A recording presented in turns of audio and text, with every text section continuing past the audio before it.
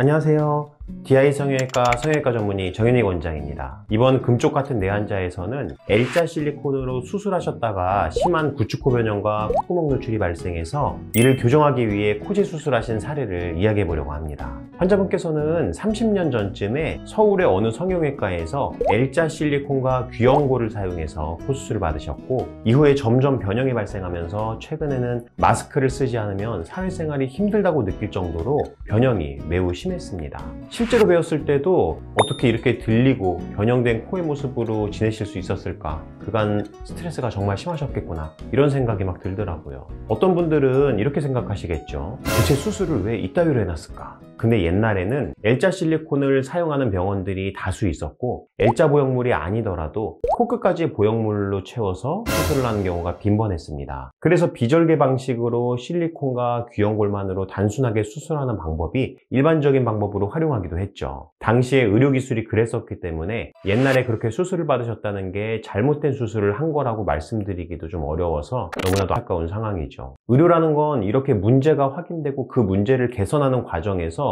지속적으로 발전하고 있기 때문에 수술을 받으실 때는 문제가 발견된 예전의 방법이 아닌 가장 최신의 안전한 방법으로 수술을 받으시는 게 제일 좋습니다. 그리고 의료진도 난이도가 있는 최신의 수술 방법을 숙달하고 환자분께 능숙하게 잘 활용할 수 있도록 많은 경험을 쌓는 게 중요합니다. 그리고 사실 모양도 모양이지만 코끝의 굴곡진 부위에 L자 보형물이 피부를 압박해서 피부가 매우 얇아진 상태였다는 게 가장 큰 문제였습니다. 이대로 지속될 경우 보형물이 코끝을 뚫고 나와서 감염이 발생할 수 있고, 그럴 경우에는 일이 상당히 커지게 됩니다. 보형물이 노출된 코는 감염 상태이기 때문에 바로 수술적인 교정이 어렵고, 보형물을 빼고선 1년가량의 장기 경과를 보고 수술을 계획해야 되는 문제가 생기기 때문에 그 과정에서 환자분이 받게 되는 심리적인 스트레스가 이만저만이 아니게 되겠죠. 그래서 보형물이 노출되기 전에 빠르게 수술 계획을 잡으시는 것이 좋습니다. 저희 병원에서는 이런 문제가 있는 분들을 최대한 일정 조정해서라도 빠르게 수술을 진행시켜 드리려고 최선의 노력을 다하고 있습니다.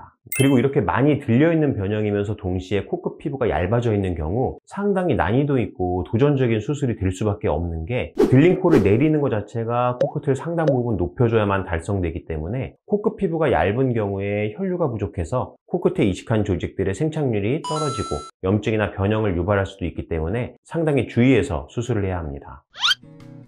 그래서 이분께 드린 솔루션은, 현재 콧대 라인에 오랜 기간 적응해 있으시기 때문에 콧대 라인을 최대한 유지하는 걸 목표로 해서 코끝을 만들어 보기로 했어요. 쉽지 않은 목표겠지만 함께 도전해 보기로 했습니다. 그리고 코끝 피부가 많이 얇아져 있기 때문에 코끝에 늑연고를 채취하면서 확보할 수 있는 연조직을 적절히 활용해서 조직 보강을 병행하기로 했고요. 술전에 설정한 목표는 수술 과정에서 혹시라도 코끝 피부에 혈류 문제가 발견이 되면 일부 목표를 조정해서 안전하게 수술을 진행하기로 하였습니다.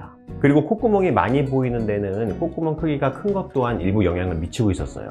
그래서 콧볼 축소도 같이 병행을 했고요. 코끝을 목표한 만큼 높일 경우 팔자에 꺼짐이 있어서 자칫 잘못하면 너무 높인 듯한 부자연스러운 느낌이 날 수 있기 때문에 귀족 수술을 통해서 코끝과의 밸런스를 맞춰 드리기로 했습니다.